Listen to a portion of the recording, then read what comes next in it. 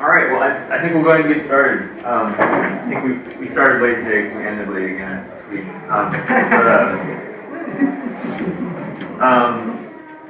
I've passed around Psalm 51 there. You should have it. Again, we're taking a different direction this week with the kind of psalm we're looking at. So a twist. And in fact, this is really the only psalm like it. So in a way, what we're looking at today isn't highly representative of the Psalms. Hey. Evan, can I interrupt? Yeah. Did you mind terribly if we shifted can I move the tripod and I would get love you that. a side angle? I really don't like it. That'd be great. That would be so. I'll keep you in the frame. Yeah. And if Paul gets mad, you can tell him I did it. Okay, great. You stand This there. is one. Is that okay for everybody too? Yeah, better? Yeah. All right. So yeah, we'll get you just, you're beautiful in profile anyway. Thanks. This is a lot better, actually. Good.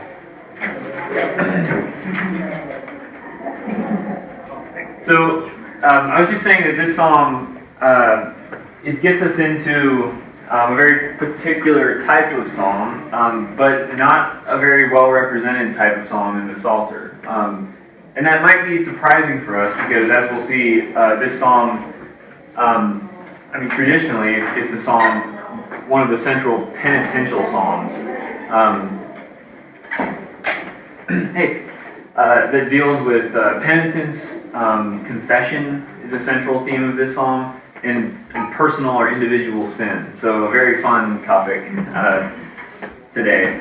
But I think in Christian spirituality, we might expect to discover that in a Psalter of 150 psalms, there were perhaps more penitential prayers or prayers that deal with personal sin. But in fact, this really is the only one like it, and there are one or two others that seem to reflect on an attitude of penitence or have had one in their lament, or there are a couple Thanksgiving psalms that seem to reference being delivered from a situation that involved the person's own sin. But this is really the only prayer that truly is the voice of one trying to confess sin before God, just plainly and simply as the central task. As such, I think it's used a lot in confessional liturgy and around sin. These are really popular phrases that have been adopted for penitence and the like. But it's not just the Psalter that this psalm is sort of rare within. It's actually the whole Bible. There really aren't a lot of penitential prayers in all of Scripture. There are some communal penitential prayers, but in terms of an individual, personal, just I and God, this is really the most robust text in that regard, the place that many go to understand that dynamic. That said, it's one perspective on the act of confession.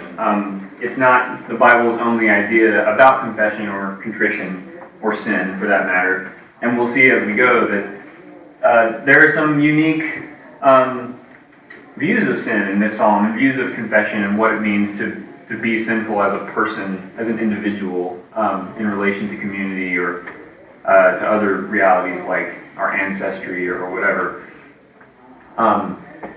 So we'll kind of keep an open mind to how this psalm constructs the act of confession or the experience of sin individually, and what it sort of directs us to do or think about when it comes to being contrite or dealing with sin before God. Before we read the psalm and start talking about it, this week I'm going to definitely note the superscription of the psalm, which most of the time we haven't paid attention to superscriptions, because as we've said, a lot of them are quite late, that is to say, added to the psalms much later than the psalms are authored. A lot of the Davidic superscriptions are probably a later effort to sort of historicize or associate psalms with David, and to kind of create a context or a character, a big personality in Israelite history and theology, with which someone can kind of associate or wrestle with the voice of the psalm.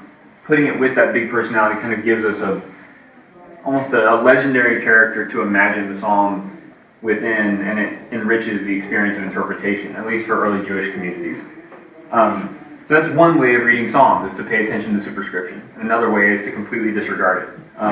But in this case, this is one of the most poignant, most influential superscriptions, I think, in all of the Psalter. This prayer is associated with, we'll just read it. It's for the leader, a Davidic psalm, or of David, when Nathan the prophet came to him as he had come to Bathsheba. And that's actually a really difficult superscription to translate. It's complicated, I guess, maybe not difficult, but it can be interpreted in multiple ways. So it could be something like, when Nathan the prophet had come to him after he had gone to Bathsheba. Or there's this way, which is, when Nathan the prophet came to him as he had come to Bathsheba, which sort of puts a spin on the irony of who's visiting who, and the bad news being brought by both parties to the other. Is everybody generally familiar with the story of... Who were the him and the... Who's he? Him and he? Right. So when Nathan the prophet had come to him, that is David. So if the psalm superscription is of David, or a Davidic psalm, David is the personality sort of being associated with the psalm, then it's when Nathan the prophet came to him as he had come to Bathsheba. He is David. David again, yeah. It might also be seen as Nathan, the he. Maybe, but probably not. It's because in the it's definitely referencing the act of David going into Bathsheba, like literally having sex with her, and to intimately overpower is the sort of idea behind that. So it We wouldn't couldn't be... say that Nathan, had gone to Bathsheba and chastised her for her participation. No, you couldn't.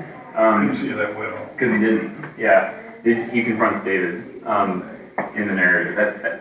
Nathan and Bathsheba become pretty tightly interwoven later in the story, but initially Bathsheba is just utterly subject to David's decision making, and Nathan confronts David about this. Nathan is a prophet in service of David,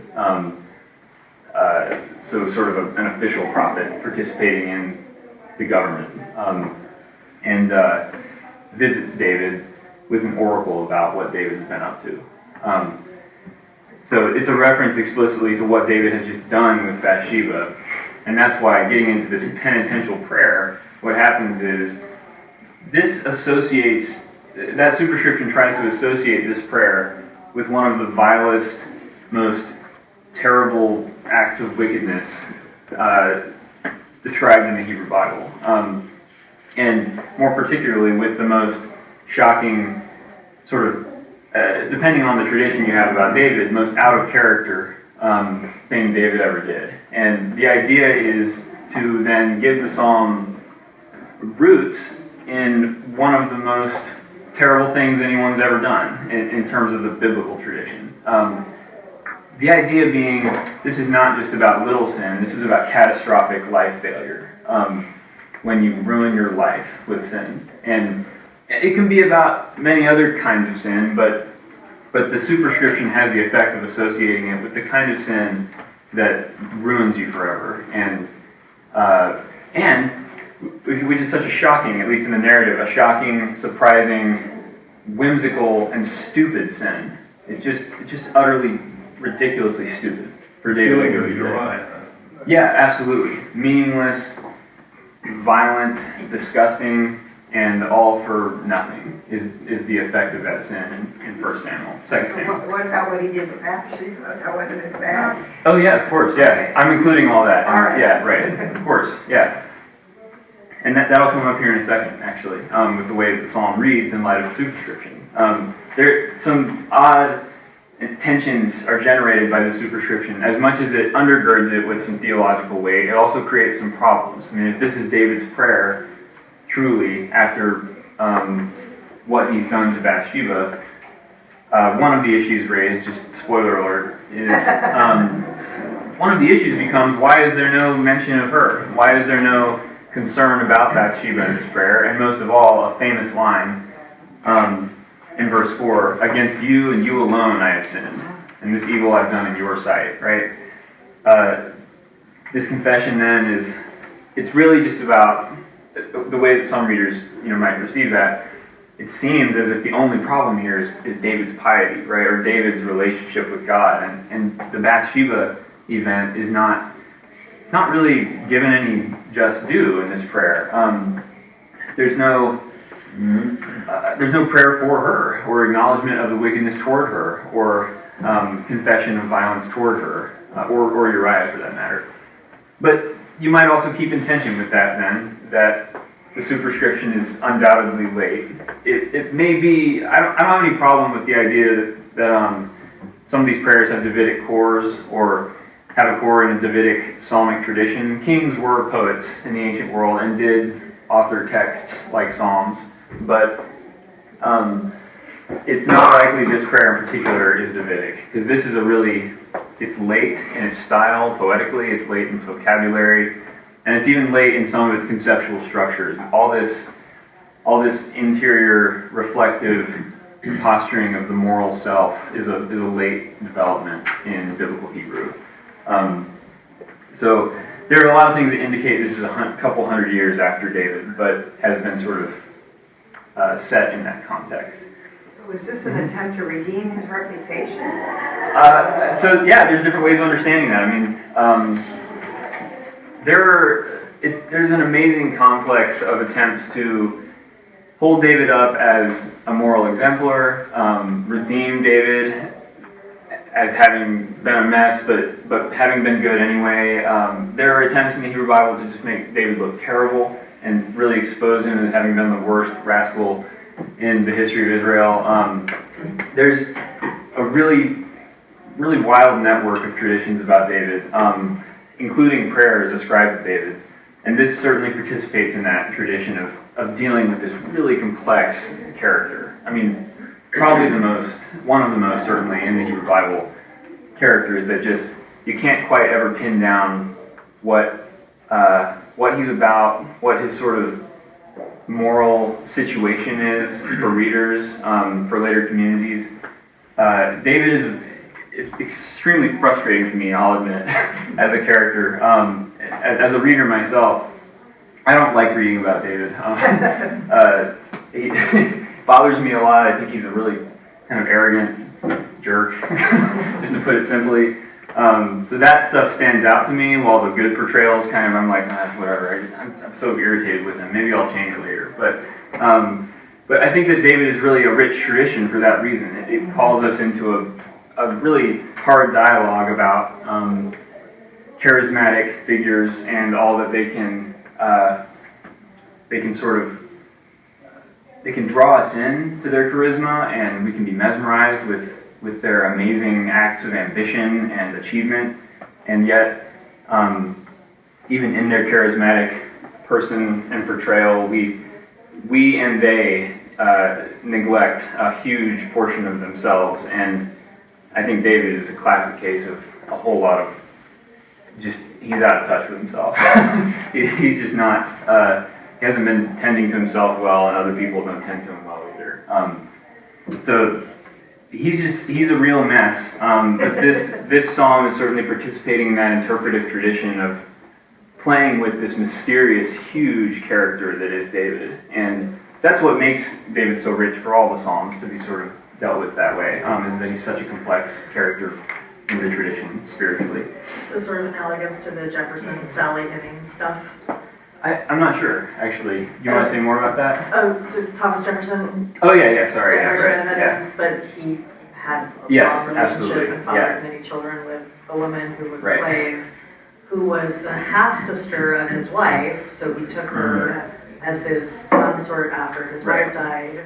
By all accounts, looked very much like the sister of his wife. Yes, yeah.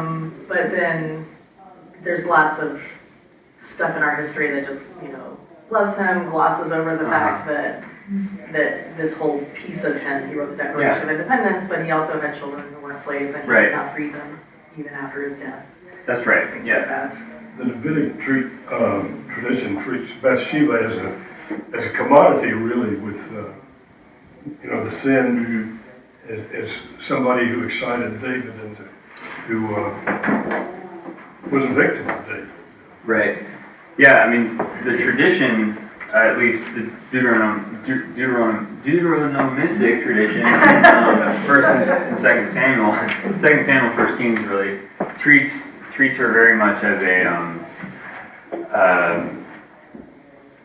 she's an entirely neglected person and presence in the story, and David's perspective is just sort of routinely. It trumps her voice in the story entirely, is what I'm trying to say. Scripture gives her no voice, really. Right, exactly, yeah. She's very much like at the whims of the powerful people around her. She becomes sort of embroiled in some of that corruption eventually, but it's very much a game of powerful men that she's involved in and trying to get powerful men in different places. And she just, her life is destroyed effectively by David's action here. David's whole family goes to ruin post this event. The story of David changes entirely into a darker narrative of a pathetic and weak, completely uncharismatic individual who seems to have no control over his house, and everybody wants to kill or usurp or outsmart. Whereas David in 1 Samuel is much more sort of witty and sharp and quick and sort of amazing and brilliant. It's not so after this moment. There are a couple moments that seem to be a transition, but this is certainly one where afterward David's just nothing to be impressed by, and really kind of a shadowy character that everybody keeps getting one over on in a lot of different ways. An old, powerless monarch, and the princes are all vying for the real power. Let's get to the psalm, and we can keep sort of negotiating this David thing as we go. But I just wanted to make sure and draw our attention to the very important superscription of this psalm that has often been associated so closely with its interpretation. But I also call our attention to it to make sure that we also have the ability to sit light to that superscription as we use and understand and interpret this prayer, because this prayer is often simply interpreted as David's prayer after this event. But I want to highlight for us that it's not just that. That's one traditional way of interpreting it. It's like one lens we can use, but the prayer certainly stands alone from that event and operates as a prayer in and of itself, having nothing to do with David. And that's another lens we can use to get at the parts of this prayer that really don't map well onto a narcissistic, foolish king. There are other voices that we can read this psalm in, and we should read this psalm in. And certainly I think we should to counter that very voice and see what else emerges through different readings. So, without further ado, let's go ahead and read the psalm, and then we'll talk through some of its content.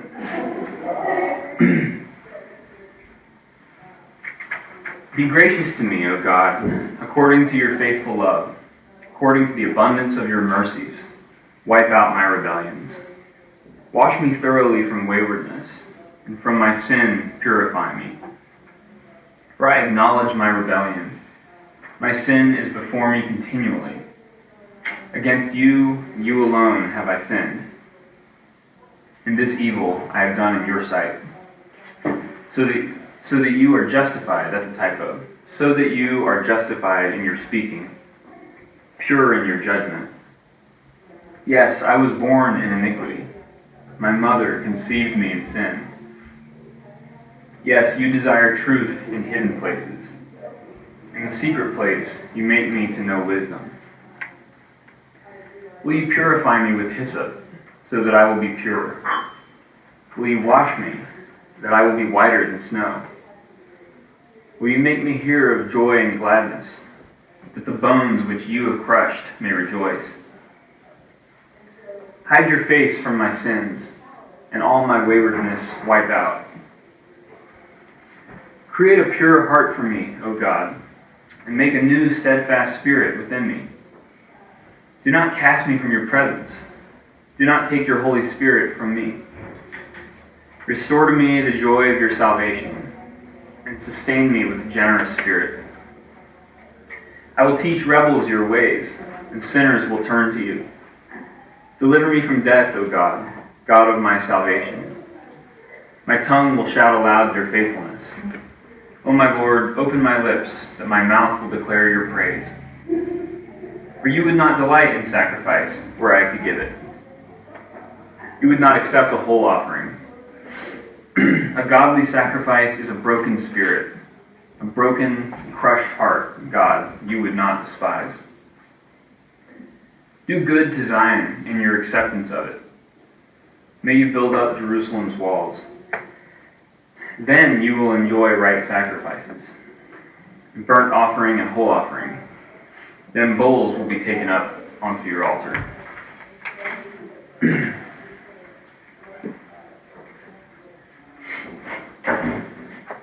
So, what stands out to you in this psalm?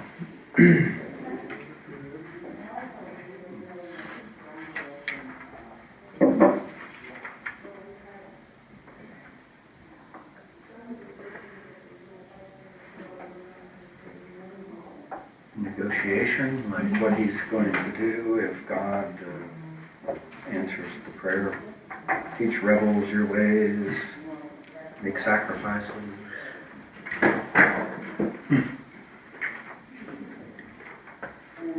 So you think that's that part of the prayer is like trying to give God reasons to forgive or to act in response? Okay, yeah. That's interesting. We'll definitely talk a little bit about that part. Thank you. What else do y'all hear?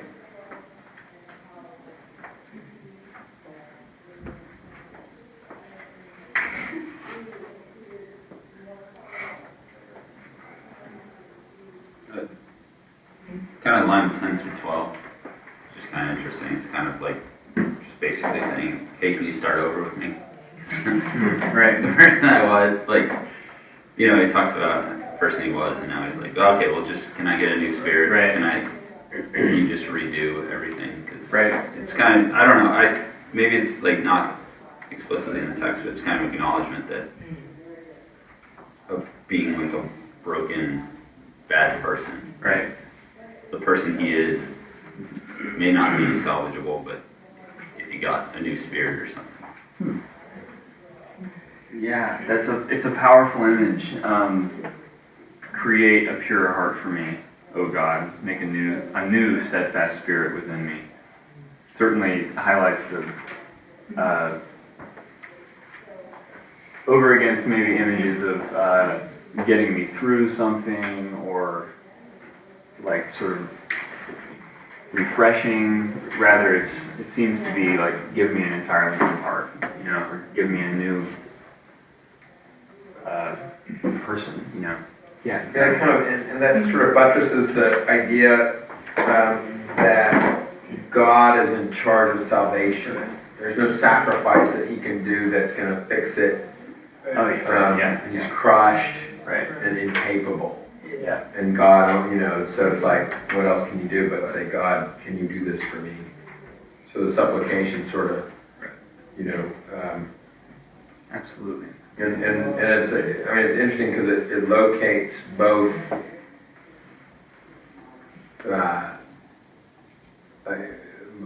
sort of acknowledgement of the brokenness, but also hopefulness of salvation outside of the context of religious behavior. Right. And that's sort of interesting. Yeah, I agree. Yeah. It's definitely there. I guess I'm not quite as forgiving, because it kind of sounds to me when he says in 5, you know, I was born in America, it's kind of like, what did you expect? This is where I came from. Right. You know, this is kind of what happens, and Yeah. just forget about it. Right. So you're pointing to verse 5, right? Is that what you said? Yeah. Can you say that again, or say a little more about like what that means to you? Because this is a really it's a really interesting and hard verse in the psalm. So I'd love to hear what you thought again. I just kind of hear that as, you know, as human, this is where I came from. I came from sin, was conceived in sin. Right. Why would you expect me to be any different? You know, just forget about it, you know. So he boys will says. be boys attitude. Not my fault. Yeah. Interesting. Kind of Y'all, He's messed up. y'all kind of hear that? Do you generally all hear that as, this isn't my fault, this is another, really? Okay. Well, just too, like his backstory, like his ascendance through violence. Yeah, Just- absolutely. Well, there's an Augustinian sort of notion of Adam's you know the word, anyway, you know, that, Original sin. original sin. I was Yeah. waiting for you to say it. Sorry. I didn't know, in case that's not what you meant. No, that's what I meant. Yeah. You know, and that notion that, you know, we are tainted and broken Right. from the outset. Yeah. Um, Yeah. Yeah. It does sort of fly in the face of some, especially some forms of Christianity where you're supposed to take personal responsibility for your actions. Well, It sure in doesn't do Judaism, that. I mean, in Judaism, one of the high holy days is Yom Kippur, where you have to like take amends directly to the people who you've hurt. Yeah. Yeah. I'm writing these things down so we sort of discuss them more thoroughly. But I mean, these are big, knotty issues that arise out of this song pretty quickly. I think one sort of tone I'm detecting across some of the comments so far is the question of whose fault is it, and who's actually involved in making things right. Is it God or person? Is it God's fault that the person is evil, or is it theirs, or is it up to them to make things better, or is it God's work to make things better? Where does the guilt fall? You know, whose problem is it really?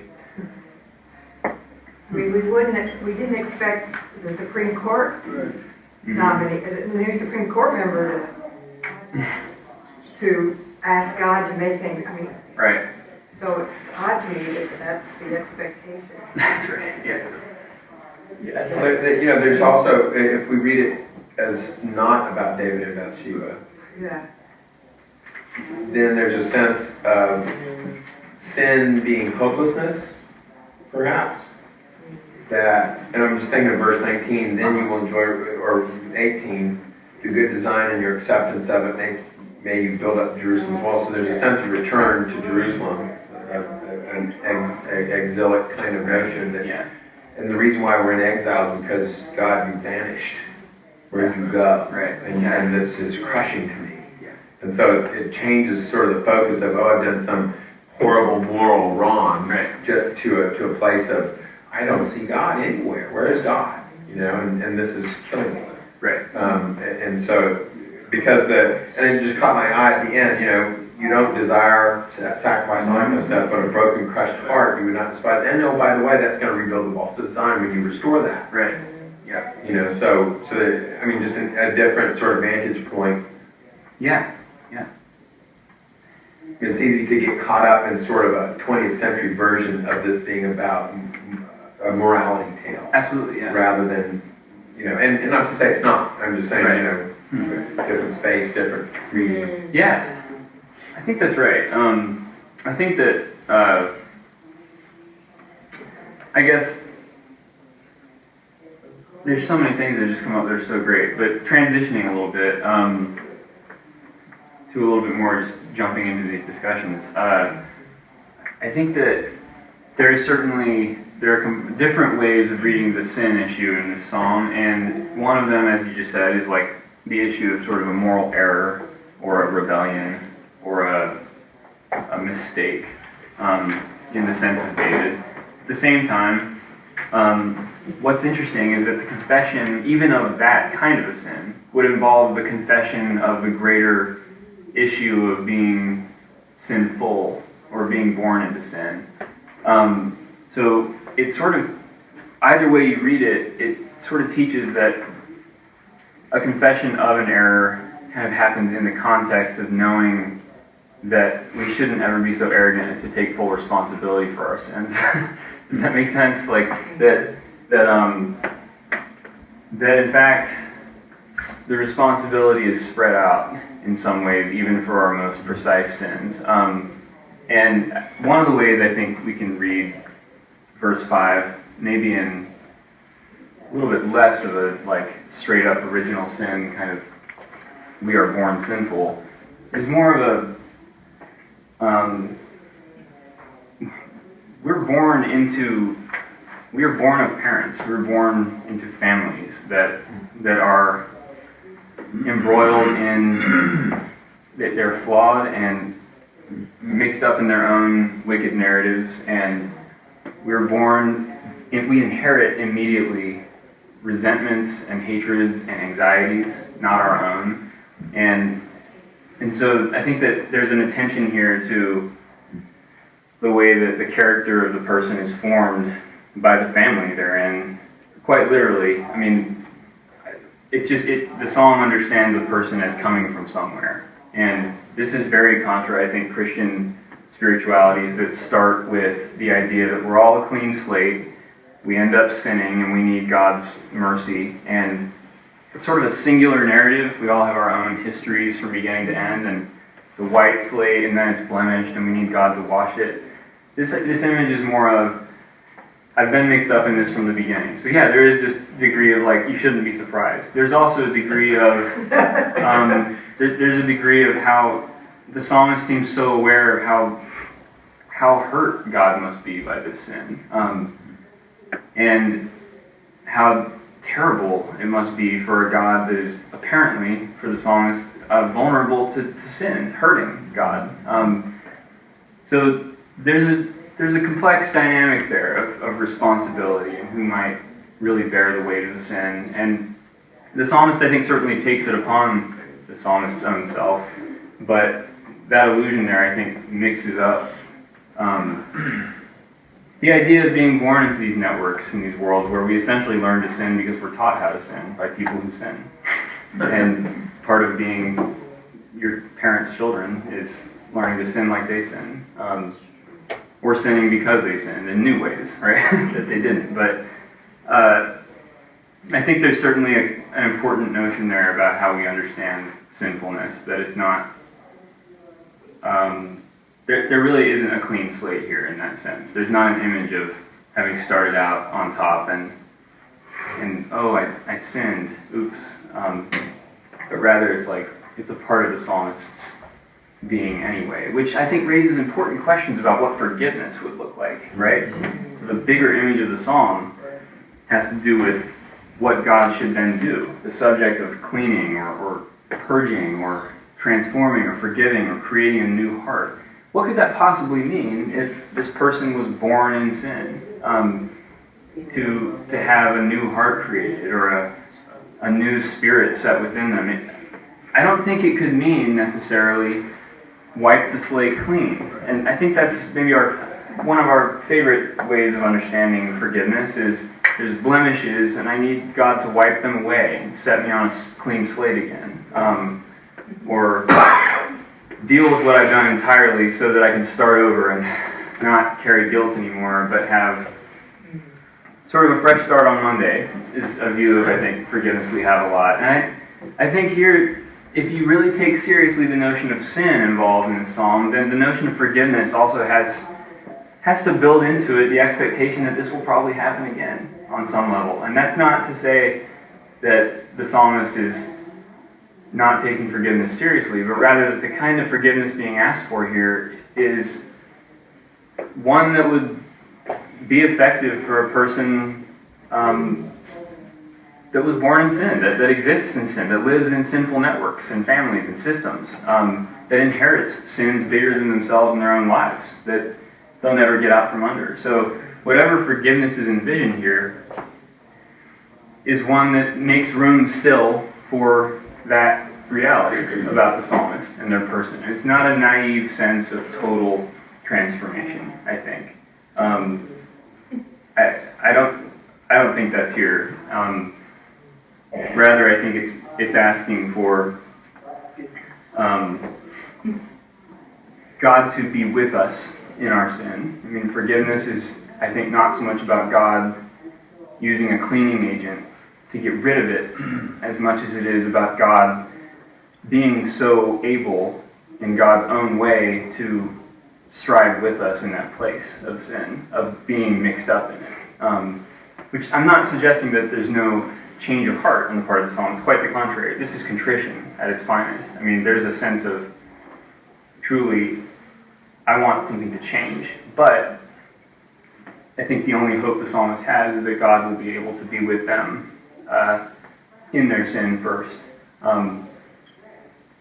But on that note, and I'd love to hear what y'all think about these things, but on that particular note, to the point about God being in charge of salvation in this psalm, the question of like how God's mercy is constructed, I think, is important here too. And as I read it this time, an image that I had heard before came to mind for I think the way that God's mercy is understood in this psalm.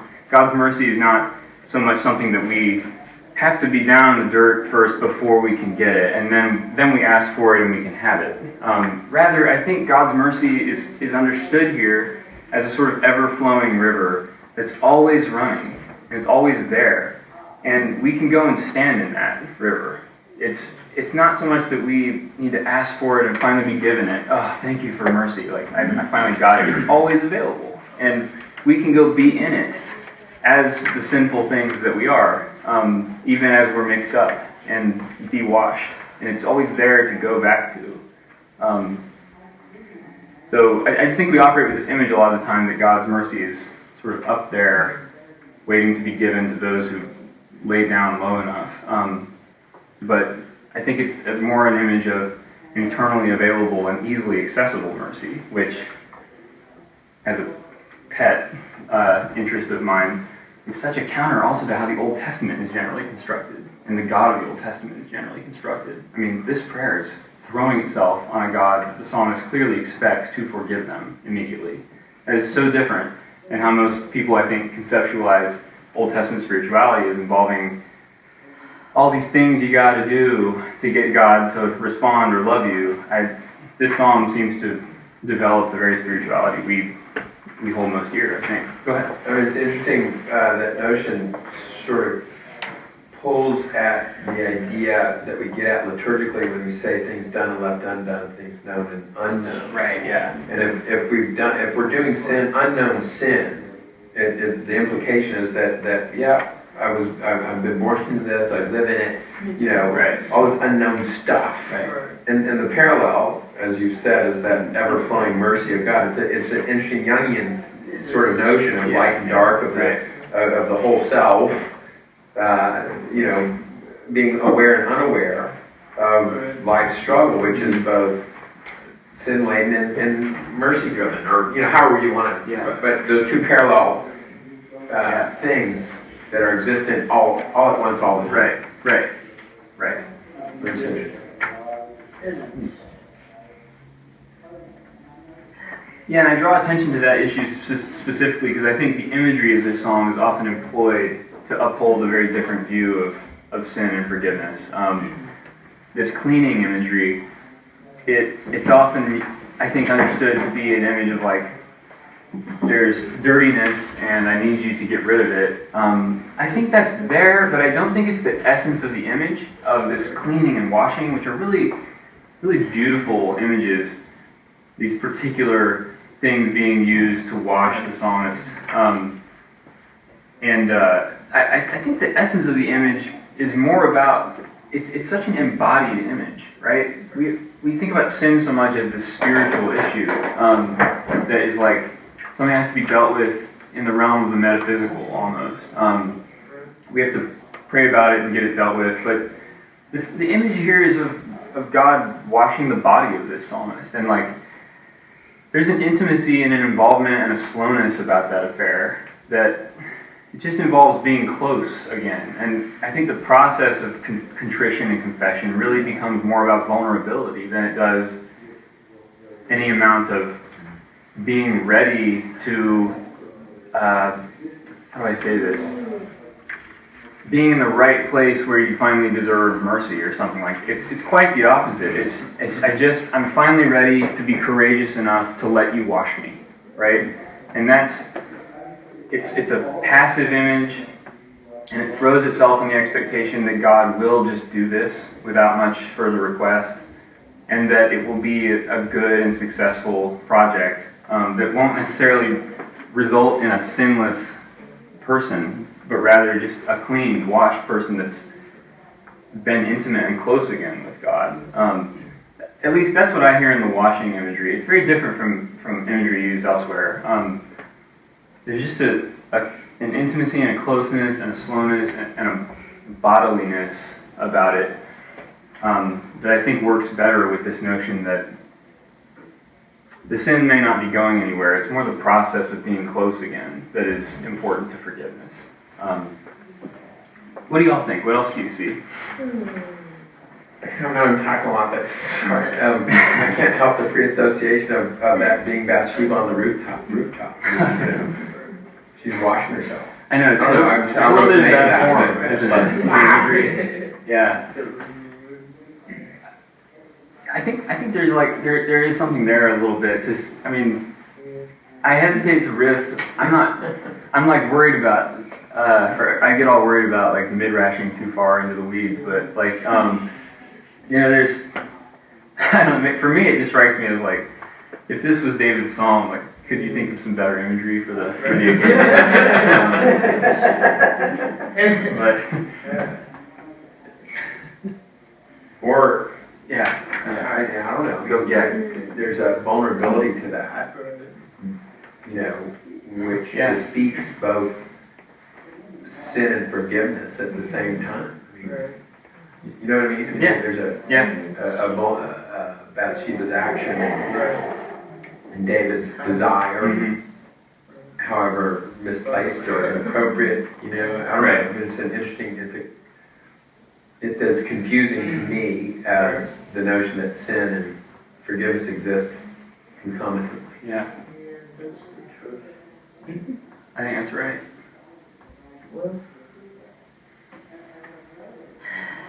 Yeah, I think that and we can see this even further in the way that images of restoration are about sort of being brought back into community. And through the second half of the psalm, it's not so much about an entirely inward transformation. It's something that will result in the psalmist's ability to do certain things.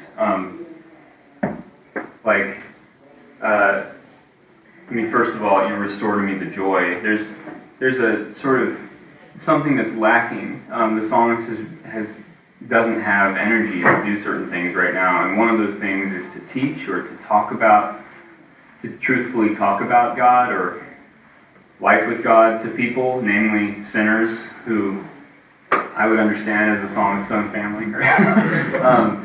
Seriously, I think that this kind of imagery gets constructed often as there's me and there's sinners in the psalm, but this psalm, come on, there's a joinedness to that group. So I'll teach my friends your ways.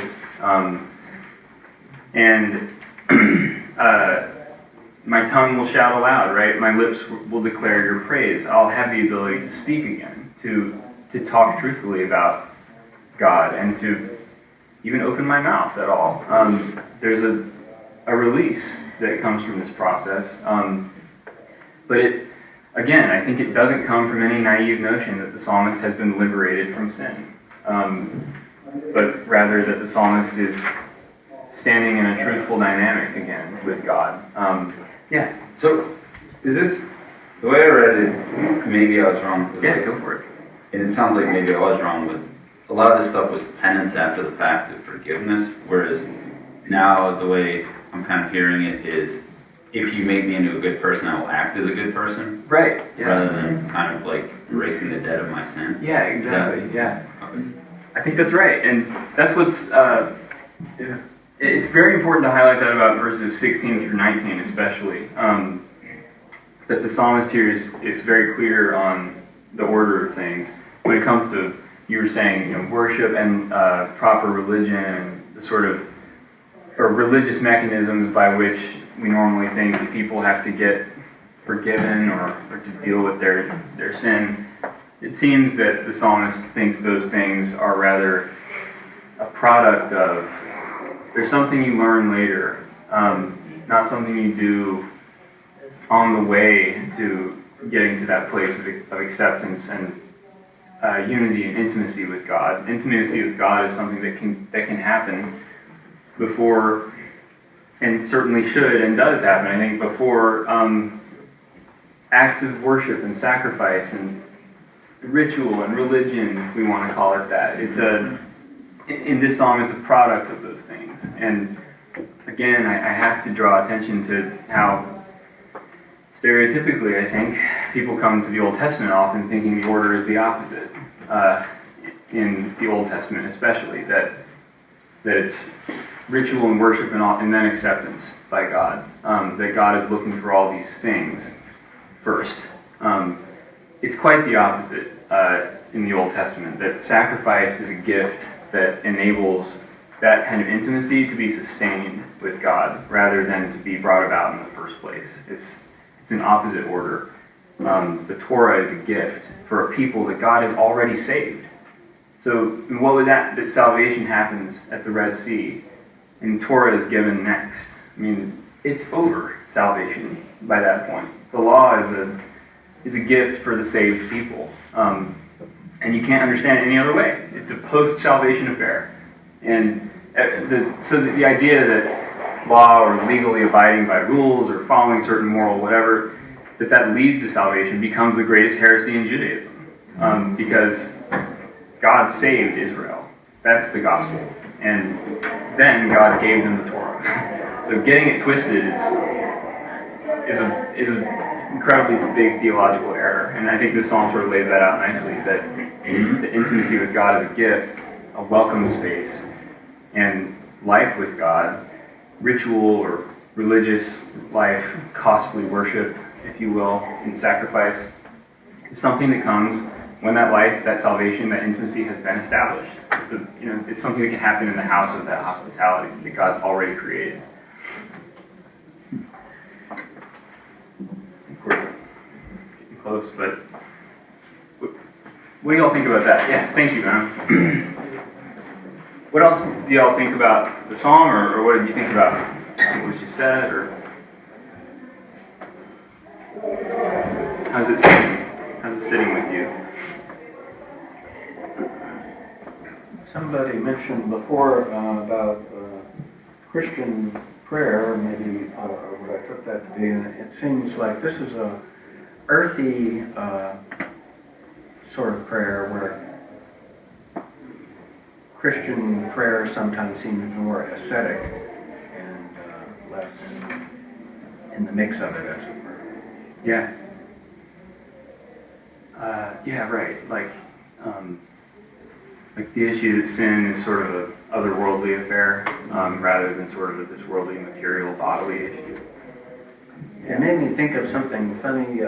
There's this old book called Portnoy's Complaint, and in one part of it, the author, who is Jewish, is out visiting with a Christian, and they have a picture of Jesus on the wall, and I think he's sort of floating, and he's fair-skinned in this picture and beautiful, and he refers to him as the pansy of Palestine. And I just thought that was a funny, for a Jewish guy to say. Right. But it seems like that, it's like we're earthy and more real, and you're more like ascetic and. Yeah, right.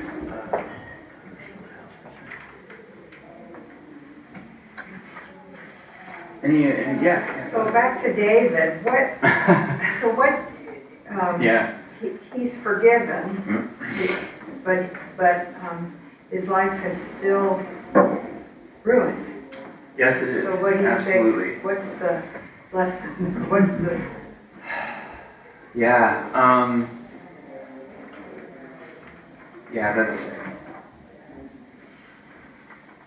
it's interesting that the result of, the David story does not go this way. David, to be clear, David does not pray this prayer in the Samuel account, right? And, I wasn't getting away from it that way, but rather saying, we get several portraits. The prayer gives us one, Samuel gives us one of what happens next and how that goes, right? And Samuel has a picture of a pretty destroyed David. that is severely punished by God. The death of his child, in fact, a horrible image. The prayer, I think, is mostly drawing on the character of David's compromised position at that moment in the narrative for its generativity, but I think that, I mean, there are certainly traditions that come later, like around the time this prayer was written, like Chronicles, which picture David as not having gotten into the mess, really, that Samuel Kings depicts him as having gotten into. So I think there are different traditions about how things go for David next, and that the prayer is just another part of the mix of getting in on that conversation. But I think what you're saying is generative though in itself. That, I mean, if David really is the prayer of this prayer by tradition, it doesn't necessarily mean that everything, I mean, certainly doesn't mean everything has changed for David or that David's changed very much. But I think it speaks to what we were just talking about, which is that forgiveness often is a matter of sort of finding that place of welcome with God again, even in the midst of all the damage that's been caused by what you've done. And that's taking sin as more of a moral error picture, but like in the midst of all the damage David has done, there's really only so much that can be repaired. And David is pictured as being contrite in that tradition, but it can't do much for him. So there's a reality to the consequences of the sins, and the psalm doesn't really deal with that. And that's one of the troubles we were talking about earlier, that the psalm doesn't seem to have much to say about all the damage that can be wreaked by a person's sin. It's really mostly about a picture of how one can deal with the weight of the guilt, I guess, and restore intimacy. But maybe we have to look elsewhere for teachings about the restorative process, that follows with forgiveness. It's a really interesting, juicy point. Think about how David relates to this. It's endless conversation, really. Thank you all so much. This has been wonderful. Thanks, Bill. I'm sorry I have to leave you hanging. I haven't actually decided on what song we'll be looking at next week. I hope that's all right, but it'll be a surprise, and it will be something good. Yeah, right. Thank you. Yeah, thank you very much for being here, everyone.